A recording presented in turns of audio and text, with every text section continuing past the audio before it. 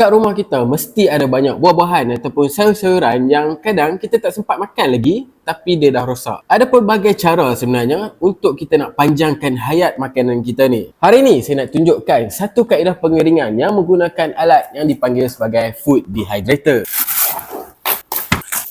Inilah dia guys, food dehydrator. Dia ada beberapa tingkat dekat sini. Yang mana dekat setiap tingkat ni korang boleh letak irisan buah-buahan ataupun sayur yang korang nak keringkan. Makanan yang kita dah keringkan ni mampu bertahan selama 2 tahun. Dengan syarat kita buang semua kelembapan dalam makanan tersebut sepenuhnya. Kalau korang perasan dalam mi segera pun kan ada sayur-sayur yang kering. Lepas masuk dalam air dia jadilah sayur balik. Nak buat ni senang je, kita just potong-potong je sayur kita dan juga kita punya buah. Kemudian kita masukkan ke dalam food dehydrator ni, tetapkan suhu yang direkomend. Kemudian kita tunggu je.